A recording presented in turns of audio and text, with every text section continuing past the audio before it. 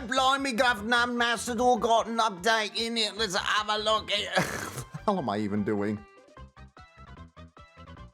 It's here! The Link Festival is here! Kind of.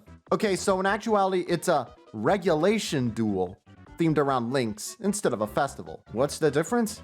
Seems like this one is geared more towards building up a rank rather than a bunch of duels. So it's more akin to how the Duelist Cup was set up, which is kind of confusing.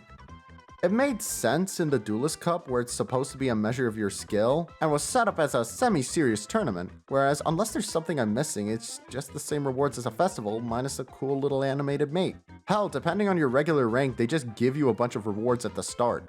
It's like they just wanted to fart it out and get it out of the way because we kept complaining for months that we wanted a Link Festival. As for the ban list, it's pretty predictable, with lots of hits towards main heavy decks like Flu, Eldritch, True Dracos, Subterrors, and the usual Floodgates and Burn. But there are some rather bizarre choices like Danger Bigfoot, which is kind of confusing as 8-Axis is no good with the banning of Gizmek Orochi and Fairy Tail Luna.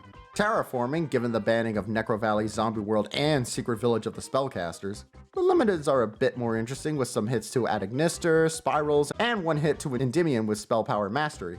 That last one is especially funny given that Electromite didn't get hit, meaning potentially Endymion is basically gonna serve as our true Draco of this event, in a ain't no rule saying the dog can't play basketball kind of way.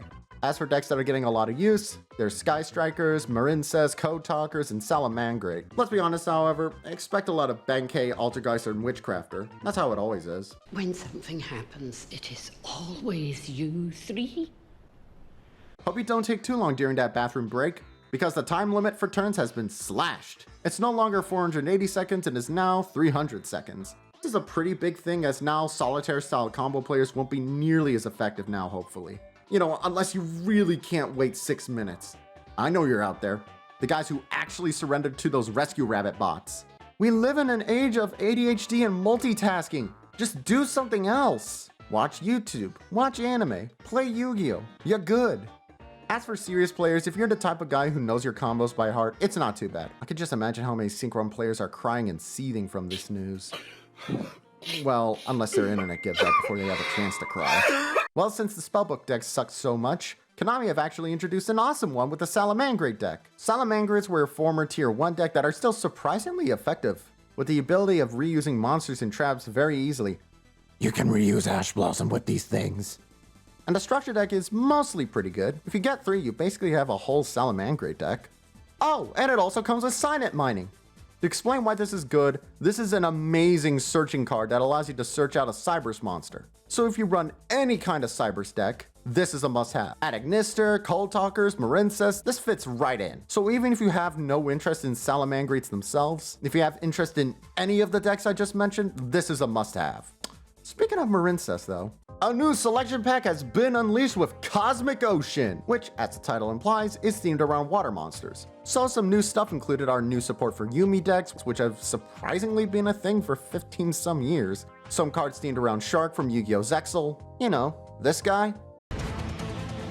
Go Arrow Shark! I got nothing else to say, they've mostly been dismantle fodder for me. I just wanted to play that clip.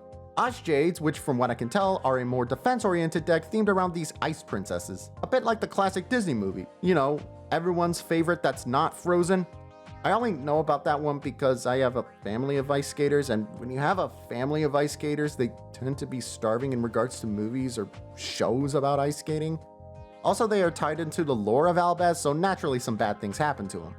And finally, most importantly, is that there is a ton of new support for the Marincess archetype, who were already a pretty good budget deck, but now are in an excellent budget deck. Some cards introduce our new boss monster with Aqua Argonet, Coral Triangle, who can search a trap like Marincess Wave, Marincess Dive, which can either summon a monster from the graveyard or from the deck depending on the field.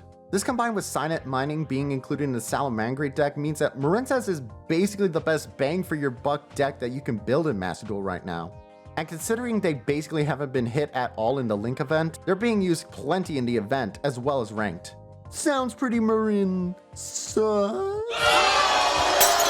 Also, Flu got a new spell card to increase consistency, so if you were sick of them already, like I know a lot of you are, have fun. So what deck are you using in the Link event? Are you going to use Marincess as well, or are you going with something else? Let me know in the comments, please subscribe, and please laugh at my funny Among Us joke. It's all the internet is. Among Us, Among Us, Among Us.